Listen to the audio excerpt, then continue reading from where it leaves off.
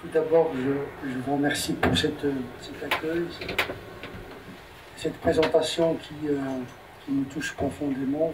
Je pense que l'islam, Monsieur Islam n'existe pas. Ce sont des musulmans d'athées situés qui essaient de vivre comme ils peuvent dans un monde incertain, notre monde aujourd'hui, dont le progrès ne procure plus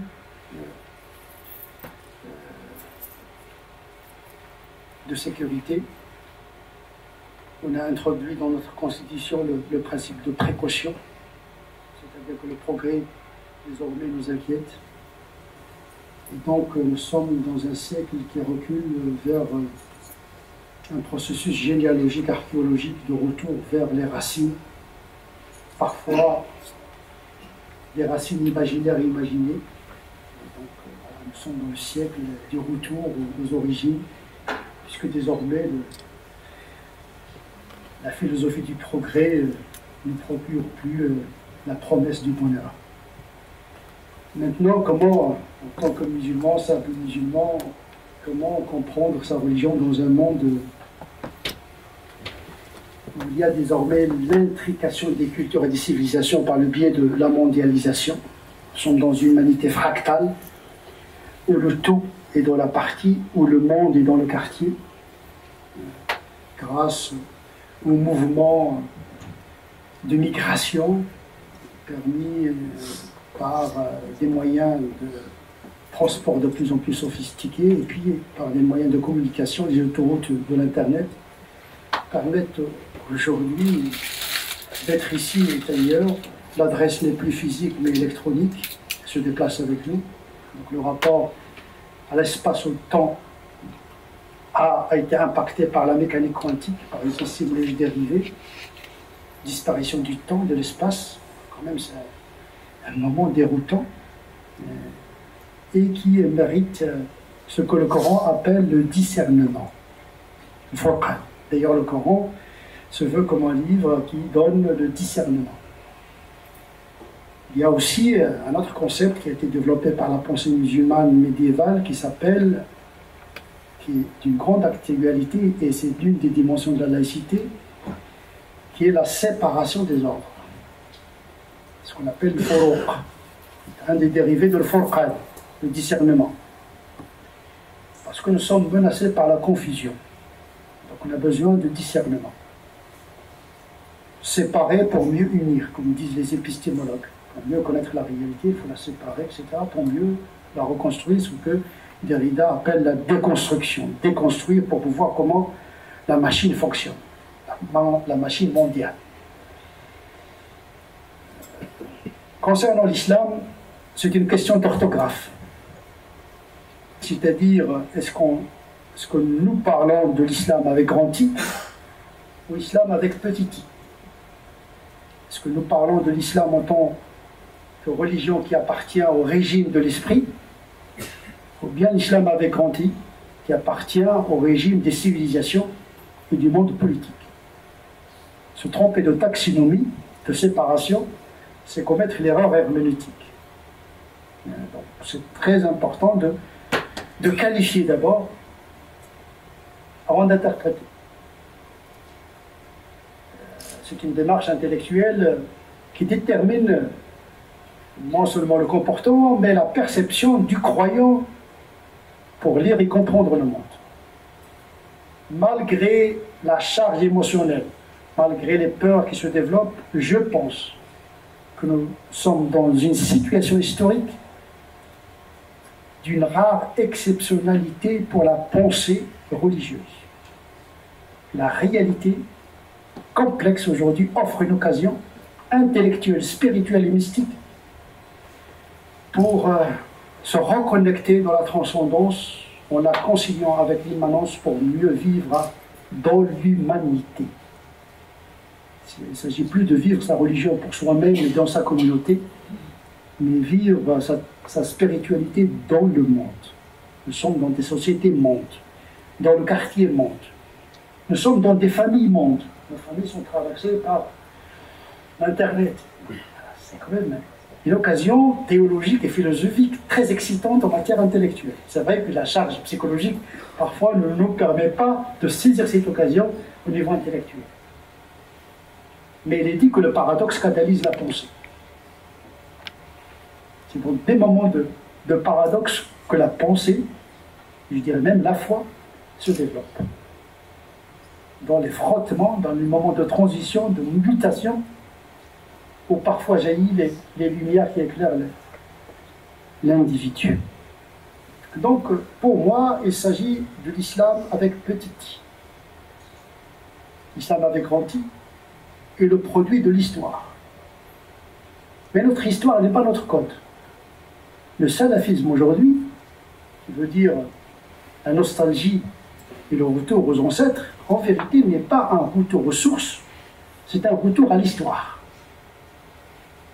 à la reproduction impossible de l'histoire. Et donc le retour aux sources ne veut pas dire reproduire ce que les sources ont pris en considération en matière de négociation du principe avec des conditions historiques liées au moment coréen. Le départ elle est très important en matière de pensée parce que se tromper de perspective, c'est entretenir une Ferrari dans la piste. Ça ne sert à rien du tout. Se tromper de réalité, c'est se tromper d'interprétation des sources. Et donc c'est à partir de notre réalité que nous devons développer une méthodologie d'interprétation des sources. Pour moi qui est croyant, Dieu n'a pas cessé de parler. Vous savez, il y a une question qui tourmente les théologiens, le silence de Dieu. La sécularisation comme disparition de Dieu. Comme si Dieu ne nous habite pas, on peut le chasser, on peut l'oublier, il y a toujours la réminiscence. Donc nous sommes dans un cycle de désécularisation, de réminiscence. Donc un moment dans la vie de la laïcité qui doit être sensible, et au lieu d'affaiblir la laïcité, il faut la renforcer justement pour permettre cette appropriation libre et individuelle de la religion.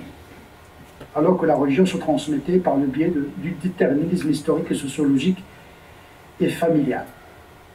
Donc la laïcité, c'est une chance pour la foi. Tout dépend comment on interprète les choses. Peut-être que nous aurons le temps de parler de la laïcité et des enjeux. Aujourd'hui, malheureusement, la laïcité est devenue un cheval de Troie. On la défend pour exclure l'autre. Voilà. On est quand même dans un pays très politique. Et on est en train d'affaiblir la nation et d'affaiblir justement la laïcité qui est la branche sur laquelle nous sommes tous assis. Et donc pour moi, l'islam appartient au régime des spiritualités, c'est-à-dire que le Coran se qualifie comme un souffle. Ainsi nous t'avons révélé un souffle de notre part. On est dans le régime de l'esprit, dans une pneuma politique. Pas dans la biopolitique qui gère les corps, mais on est dans la gestion des âmes. Donc nous sommes des citoyens célestes, mais également des citoyens terrestres. Comment concilier entre ces deux appartenances, à ne pas confondre les deux régimes, les deux logiques. Le temps spirituel n'est pas le temps politique. Le temps religieux n'est pas le temps des civilisations. Renfermer la religion dans la logique de l'identité, donc la logique de la civilisation, c'est l'asphyxier une fois pour toutes. Parce que l'islam circule dans les civilisations, dans les cultures. C'est un corps, un esprit qui s'adapte au corps politique, au corps sociétal à laquelle il appartient. Donc il faut faire le discernement. C'est-à-dire dans le Coran, je donne toujours cette métaphore galénique, ou bien pharmacodynamique, qui consiste à présenter le Coran comme un médicament. C'est pour vous simplifier la complexité de ce texte. Un médicament. Dans le médicament, il y a le principe actif, c'est-à-dire le massage qui parle à ce qui est permanent en l'homme. Cette soif de la transcendance et cette éthique universelle que les religions sont venues pour confirmer. Les religions n'ont pas inventé la morale parce qu'elle est inscrite dans notre nature de prime abord. Même les animaux, ils ont une certaine éthique. Ah, peut-être nous sommes la seule espèce avec les rats qui sont capables de tuer nos semblables. Vous ne trouverez pas ça chez les animaux. Nous devons être humbles aussi. L'éthologie peut être une source d'apprentissage humble devant une éthique qu'on trouve même chez les animaux. Donc, ce qui va nous intéresser dans ce médicament coranique, qu'on trouve d'ailleurs dans l'Évangile et l'Ancien Testament, c'est le principe actif, c'est-à-dire cet esprit, cet enseignement, ce message éternel et universel. Mais un principe actif ne constitue pas tout le médicament. On a besoin d'excipients, d'adjuvants. Et donc dans le Coran lui-même, il y a des excipients culturels qui ont permis la réception et la transmission de ce message. C'est aussi bête que ça. Donc il faut adapter la forme galénique pour administrer le principe actif en fonction du besoin de l'homme malade. Par le suppositoire, c'est cela est inévitable. Liquide, solide, gazeux, voie orale, intraveineuse, on adapte l'administration et la forme, mais c'est la même molécule.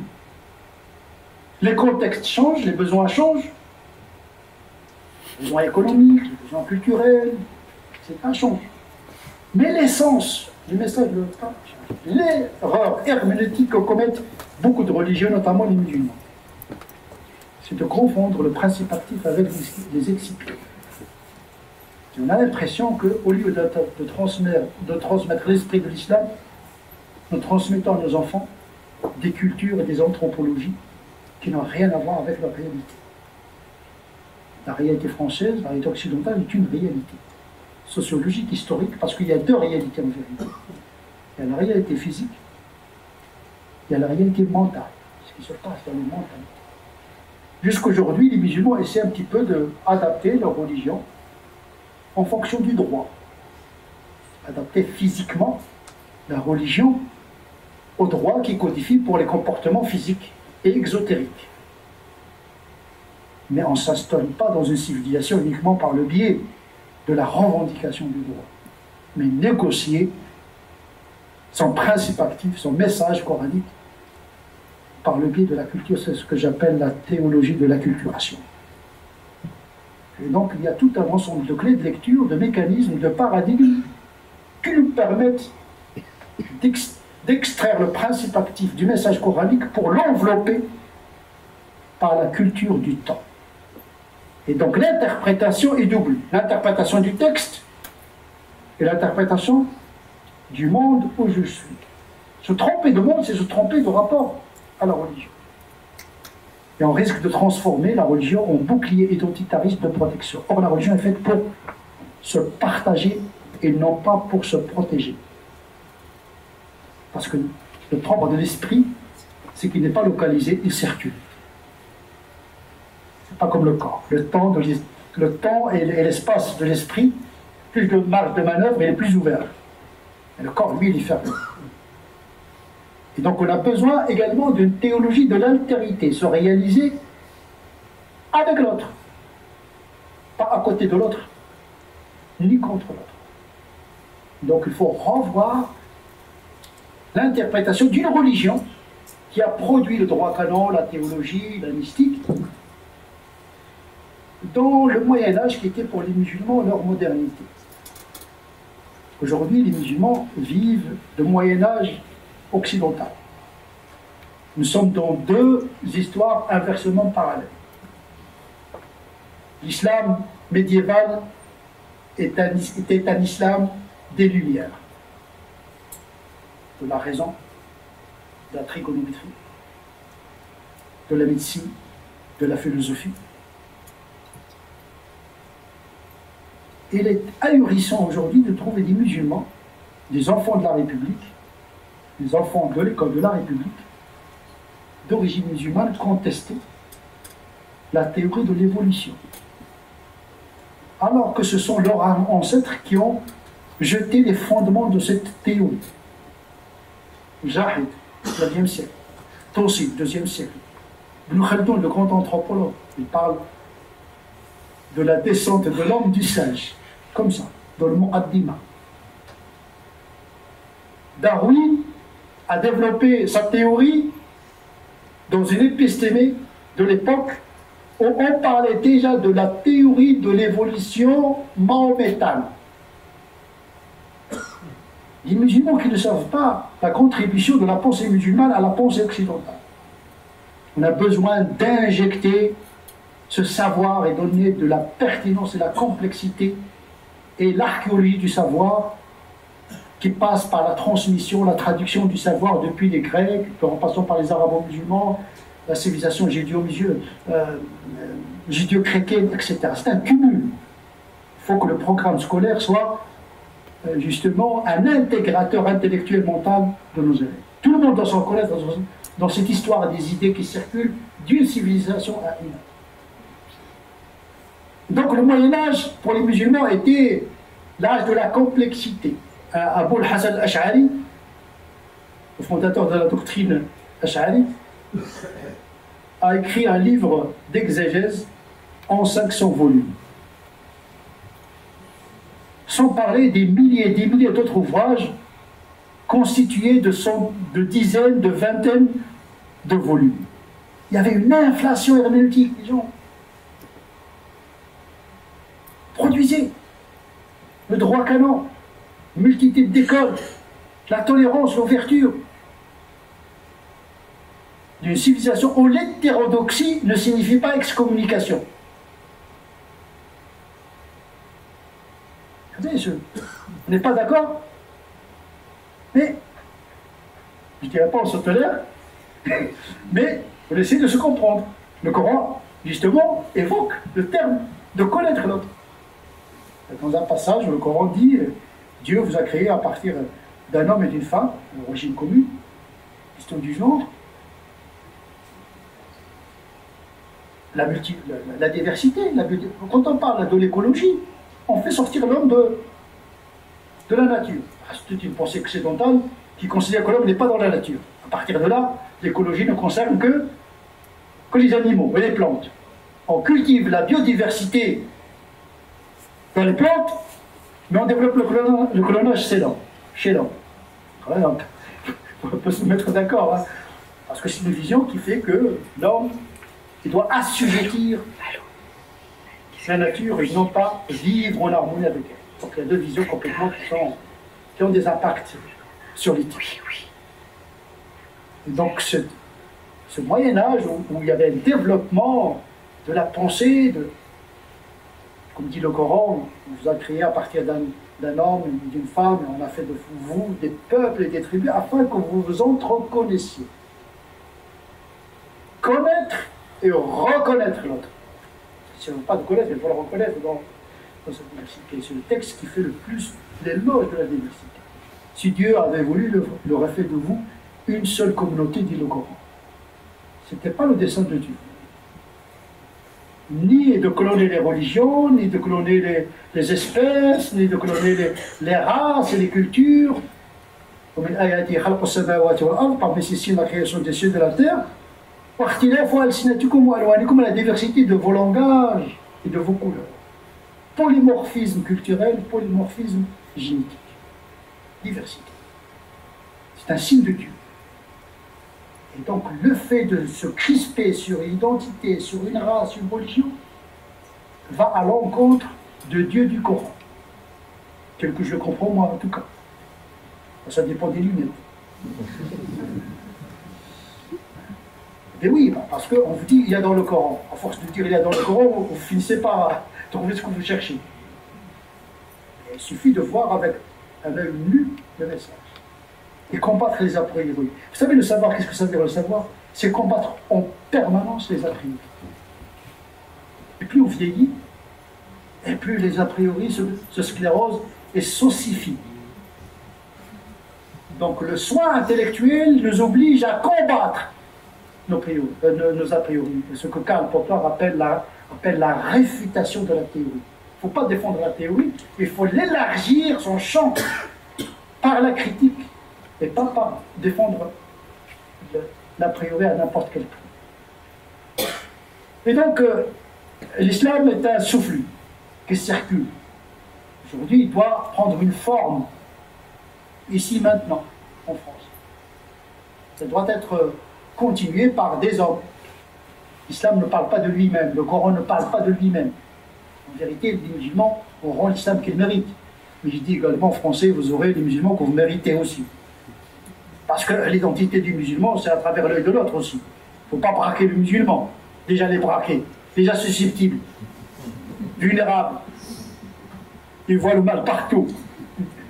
Si vous le braquez, c'est mal parti pour vous. C'est pas d'âge que vous aurez, mais on a besoin d'apaiser tout le monde, y compris les musulmans, parce que les musulmans aussi, ils ont peur. Ça, on l'oublie. On pense que les musulmans, ils ont un code génétique à part. Et se trouve dans le Coran. Mais c'est pas ça. C'est plus compliqué que ça. C'est l'économie, c'est l'échec scolaire, c'est la non-reconnaissance de l'autre, le fait de toujours renvoyer le musulman à l'étranger. Il finira par se croire comme musulman et donc étranger. Parce que la parole est agissante. Les masses médias sont en train de construire l'identité musulmane. Une identité par défaut. Des musulmans aujourd'hui qui n'arrivent pas à trouver un sens à leur vie, eh bien ils cherchent un sens à leur mort comme martyrs en Syrie. C'est en partie une production sociétale aussi. Tout ne s'explique pas par le code coranique. D'ailleurs, ces jeunes-là n'ont pas accès au Coran. Déjà en arabe, c'est pas évident de comprendre le Coran, un texte anarchique qui n'est organisé ni par thématique, ni par chronologie, n'appartient à aucun genre littéraire connu jusqu'alors. L'accès au Coran, c'est pas pour les paresseux. Il faut se presser les méninges. Il y a des musulmans qui disent « Oh oui, c'est dans le Coran ». Dans le Coran, sur la tête, sur le Coran de la Mecque. Et celui de Jérusalem, il n'a pas ouvert. Les jeunes aujourd'hui, sur le Coran de la Mecque. Et le Coran de Médine. Parce qu'il y a un autre Coran qui s'appelle le Coran de Médine. Alors pour vous dire le niveau un petit peu de nos jeunes, hein, qui sont en partie le produit de notre société. Les parents, bien sûr, doivent assumer leurs responsabilités. Parce qu'il faut dire aussi qu'on braque nos enfants en les mettant en garde contre la société. Parce qu'on a peur que nos enfants se disent nous les musulmans, on ne veut pas, c'est comme les chrétiens. Les chrétiens, ils sont disparus, la laïcisation, la sécularisation. Nous, on va tenir bon. Pour tenir bon, il faut mettre en garde l'enfant de tout. Il ne nous aime pas. Alors on demande d'ordre. L'enfant, avec le biberon, il a déjà avalé, on ne nous aime pas. Donc on développe une mentalité assiégée. On voit le racisme partout. On voit l'exclusion partout. Il faut que les parents, un petit peu, donnent des éléments d'intégration et pas d'inhibition à leurs enfants. De ne pas les mettre dans un moule, mais leur ouvrir des horizons et leur permettre de réaliser dans l'expérience. Ils ne sont pas dans une société raciste. Peut-être il y a le racisme de l'assiette, lié à l'économie, mais il n'y a pas un racisme idéologique. Il ne faut pas exagérer. L'islamophobie, c'est pas une idéologie. Mais il ne faut pas non plus exagérer, parce qu'à force de répéter les choses, on finit par y croire. Je vous remercie.